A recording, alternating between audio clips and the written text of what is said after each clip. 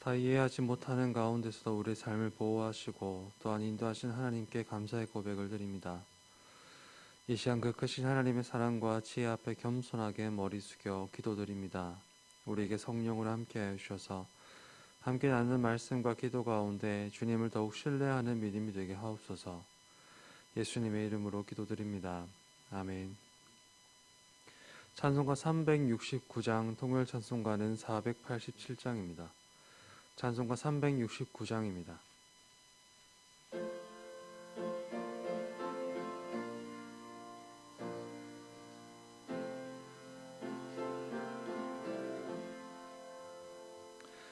죄짐 맡은 우리 구주 어찌 좋은 친군지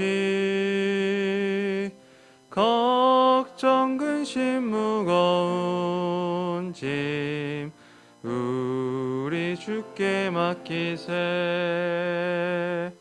주께 고함 없는 고로 복을 받지 못하네. 사람들이 어찌하여 아랠 줄을 모를까. 시험 걱정 모든 괴로움 없는 사람 누군가. 부질없이 낙심 말고 기도 드려 아뢰세. 이런 진실하신 친구 찾아볼 수 있을까.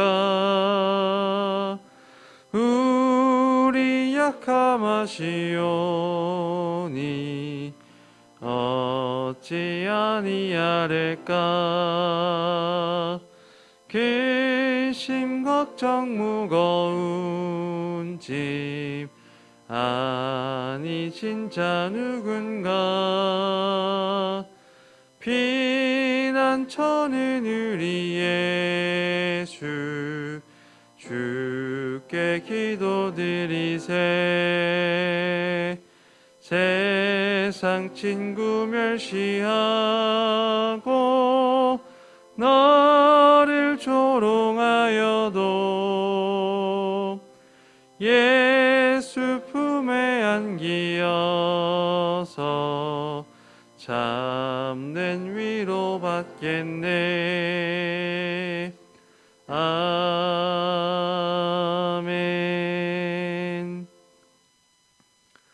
오늘 함께 나눌 하나님의 말씀은 욥기 21장 1절에서 16절 말씀입니다. 구약성경 780면에 기록된 욥기 21장 1절에서 16절 말씀을 함께 교독하시겠습니다. 욥이 대답하여 이르되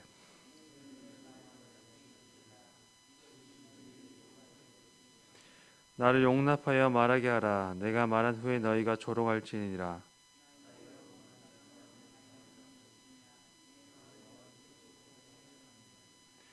너희가 나를 보면 놀라리라. 손으로 입을 가리리라.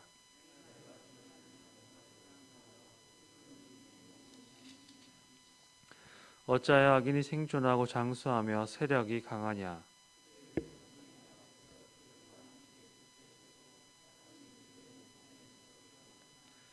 그들의 집이 평안하여 두려움이 없고 하나님의 매가 그들 위에 임하지 아니하며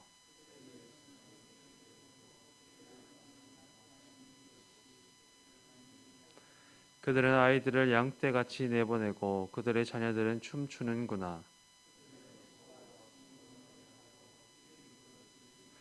그들의 날을 행복하게 지내다가 잠깐 사이에 수월에 내려가느니라.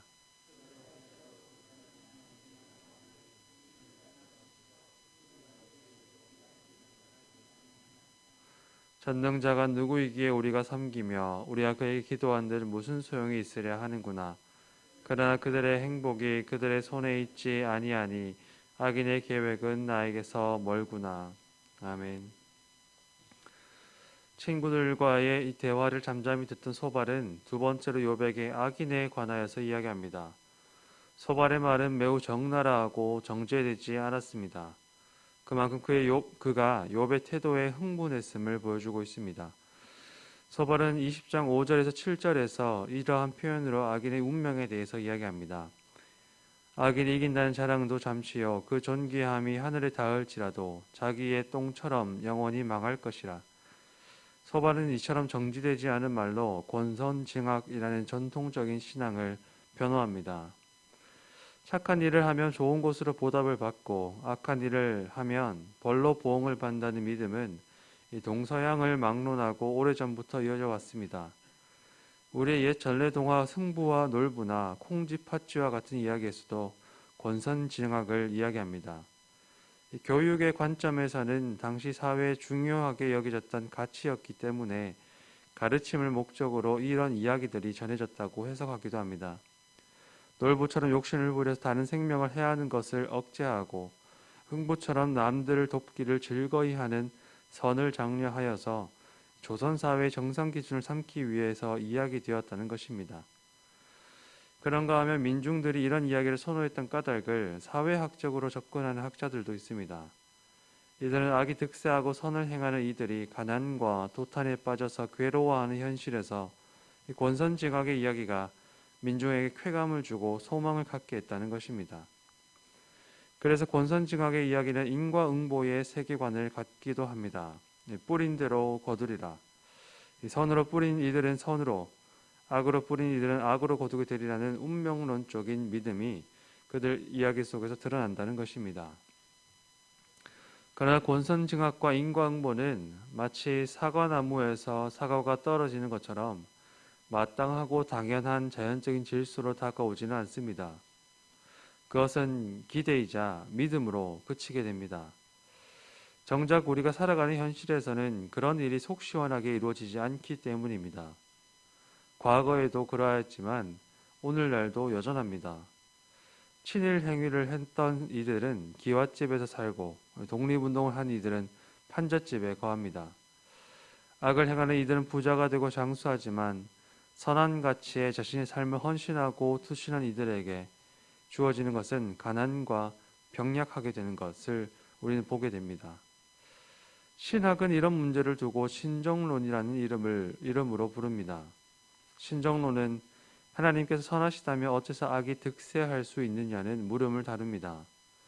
소발은 바로 신정론의 문제를 제기한 것처럼 보입니다. 악인이 잠시 이긴다는 자랑이 잠시인 것은 하나님이 정의로우시기 때문이라는 것입니다. 그러나 자세히 들여다보면 소발은 그저 욥을 비난하기 위해 이런 말을 하고 있음을 알 수 있습니다. 악인의 존귀함이 하늘에 닿더라도 자기 똥처럼 영원히 망하리라는 것이 하나님의 법칙이라면 욥이 영원히 멸망한 것처럼 괴로워하는 지금의 처지가 그의 악함을 증거하는 것이 아니냐는 비난에 불과한 것입니다. 소발의 비난에 대해서 욥은 진짜 신정론을 제기합니다. 욥은 이렇게 이야기하고 있습니다. 어째서 악인이 생존하고 장수하며 세력이 강한가? 그들의 후손이 그 악인과 굳게 서며 그들의 집은 평안에 두려움이 없고 악을 치시는 하나님의 매는 그들 위에 임하지 아니하는가? 신실한 이들에게 이 같은 악인의 번성은 기가 찬 일입니다. 정의로우신 하나님이 다스리시는 세계에서 이러한 일은 가당치 않습니다. 경건한 사람에게 이러한 악인들이 더욱 기가 차는 것은 하나님의 율법에 있는 힘을 다하는 그들과 달리 악인들이 보여주는 이러한 태도 때문입니다. 스올에 내려간 후에도 그들은 하나님께 말하기를 우리를 떠나소서. 우리가 주의 도리 알기를 바라지 아니하나이다. 전능자가 누구이기에 우리가 섬기며 우리가 그의 기도한들 무슨 소용이 있으랴. 죽음과 하나님 앞에서도 겸손함을 알지 못하는 악인들은 여전히 목이 뻣뻣하여 하나님을 대적합니다. 이것이 이 땅에서 욥이 두 눈으로 똑똑히 목격한 현실입니다. 만일 욥이 고난을 겪기 전이었더라면 이런 현실이 그의 눈에 들어오지 않았을 것입니다. 친구들과 마찬가지로 고난받는 이들에게서는 그들의 죄를 찾았을 것입니다. 그러나 이제 아무런 죄가 없이 고통당하는 욥은 자신의 믿음대로 세상이 구성되어 있지 않다는 것을 새삼 깨닫습니다. 고난을 통해 욥은 오히려 믿음의 완고한 껍질이 한꺼풀 벗겨집니다. 욥은 고통으로 씻은 눈으로 세상을 새롭게 바라보고 새 지평을 맞이하게 되었습니다. 하나님께서 창조하신 세상 속에서 하나님의 피조물인 자기 지혜로는 세상을 다 이해하지도 포착하지도 못한다는 것을 깨닫습니다. 비록 세상을 다 이해하지 못하더라도 하나님께 질문할 수는 있습니다. 한꺼풀 벗겨진 신앙으로 세상을 바라본 욥에게 악인의 번성은 이해할 수 없는 일이지만 욥은 이전 신앙을 완고하게 고집하지도 그렇다고 현실을 이해하려는 노력 없이 그저 수긍하지만도 않습니다. 그는 하나님께 문제를 제기합니다. 정의로우시고 선하신 하나님과 악인이 승승장구하는 현실 사이의 불일치에 대해 질문합니다. 어찌하여 악인이 생존하고 장수하며 세력이 강한 것인가? 소발과 욥 사이에는 차이점이 있습니다. 소발이 자신의 믿음의 현실을 맞추려고 한다면 욥은 현실을 있는 그대로 관찰하고 믿음 안에서 이해하려고 한다는 것입니다. 욥은 악인이 번성하는 현실에 대해서 문제를 제기하지만 그렇다고 해서 하나님을 향한 그의 믿음이 흔들리는 것은 아닙니다. 지금 욥이 제기하는 물음은 우리에게 예언자의 신앙을 떠올리게 합니다. 이스라엘과 유다의 말기에 활발하게 활동하였던 예언자들은 악인의 번성에 대해 욥과 같은 문제를 제기합니다. 그 중에서 하박국은 하나님께 이러한 말로 탄원하고 있습니다. 여호와여, 내가 부르짖어도 주께서 듣지 아니하시니 어느 때까지리이까? 내가 강포로 말미암아 외쳐도 주께서 구원하지 아니하시나이까? 어찌하여 내게 죄악을 보게 하시며 패역을 눈으로 보게 하시나이까? 겁탈과 강포가 내 앞에 있고 변론과 분쟁이 일어났나이다. 살아있는 모든 것을 삼키는 포악한 짐승과도 같은 바벨론이 제멋대로 날뛰며 강포를 행하는 현실 가운데 하박국은 정의로우신 하나님과 악인의 득세에 그는 피 끓는 심경으로 문제를 제기합니다. 그리고 그는 하나님의 말씀으로부터 한 가지 소망을 품습니다. 그가 내게 무엇이라 말씀하실는지 어떻게 대답하실는지 기다리고 바라보리라. 여호와께서 내게 대답하여 이르시되 이 묵시는 정한 때가 있나니 결코 거짓되지 아니하리라. 비록 더딜지라도 기다리라.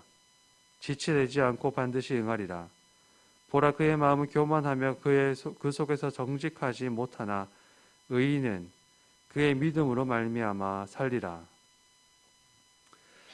예언자와 욥은 믿음이 흔들리는 중에도, 세상이 흔들리는 중에도 하나님의 선하심과 신실함, 하나님의 정의와 공의에 대한 믿음을 굳게 붙잡습니다.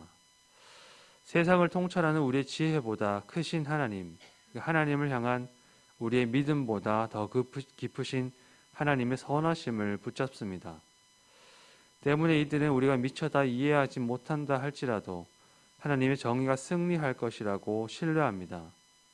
이 믿음이 당장 고통 가운데 질문하는 중에도 성도를 인내하게 합니다. 악인이 승리를 거두고 득세하는 것처럼 보일지라도 의인에게 복을 베풀고 악인을 심판하리라는 말씀이 헛된 약속처럼 보일지라도 결코 하나님의 말씀이 변함없다는 믿음 안에서 인내를 가능하게 합니다.